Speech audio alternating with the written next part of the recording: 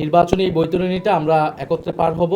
নির্বাহী বডি রয়েছে, আমরা সেখানে এটা আলোচনা করেছি এবং আমরা কিন্তু এখানে সংখ্যাগরিষ্ঠের মতামতের ভিত্তিতে এই সিদ্ধান্তে উপনীত হয়েছি।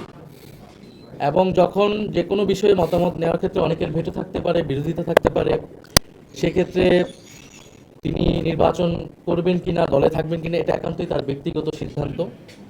আমরা মনে করি যে আমরা সারা বাংলাদেশ থেকে জাতীয় নাগরিক পার্টির যারা নেতাকর্মী রয়েছেন, জাতীয় নাগরিক পার্টি, এনসিপি সহযোগী সংগঠন এবং তার কেন্দ্রীয় কমিটি সবাই এই সিদ্ধান্তের সাথে ঐক্যমত রয়েছে। স্বতন্ত্র কে করছে বা সেই অনুযায়ী তো আমরা এই আসন বা প্রার্থী ঠিক করব না।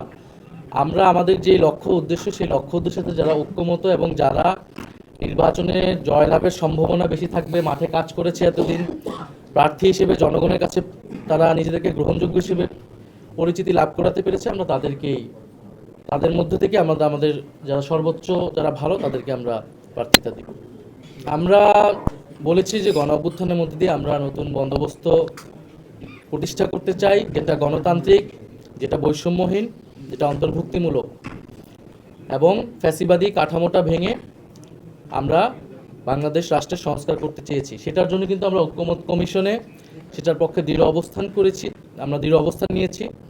আমরা কিন্তু এটা অনেক আগেই বলেছি, স্বীকার করেছি যে আমরা গণ অভ্যুত্থানের পরবর্তী সময় আমাদের যে আকাঙ্ক্ষা ছিল সামগ্রিকভাবে, সেটা কিন্তু আমরা এই সময়ের মধ্যে বাস্তবায়ন করতে পারিনি।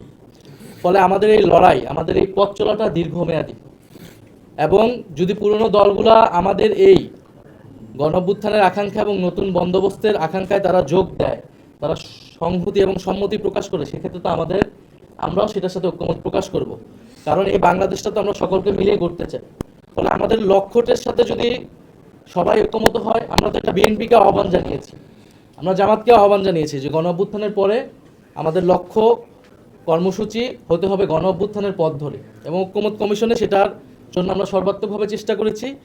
আগামী নির্বাচনে আমরা চাই গণভোটের পক্ষে, হ্যাঁ পক্ষে আমরা সবাই মিলে কাজ করব এবং জুলাই সনদে আমরা যে প্রতিশ্রুতি দিয়েছি সেই প্রতিশ্রুতি বাস্তবায়ন করব। এছাড়াও আমাদের পুরো সংস্কারের এবং দুর্নীতি বিরোধী যে লড়াই শুরু হয়েছে সেটার অগ্রযাত্রা অব্যাহত থাকবে। এই মুহূর্তে আমরা ন্যূনতম এই জায়গায় ঐক্যমত হয়েছি যে আমরা এই যে নির্বাচনী বৈতরণীটা আমরা একত্রে পার হব এবং গণভোটের পক্ষে থাকব, এবং আমি যে পয়েন্টগুলো বললাম, আধিপত্যবাদ, দুর্নীতি, সংস্কার এবং বিচার অব্যাহত রাখা, এই বিষয়ে আমরা একত্রে কাজ করব। দেশে দেশে সবার সাথে দ্য নিউজ।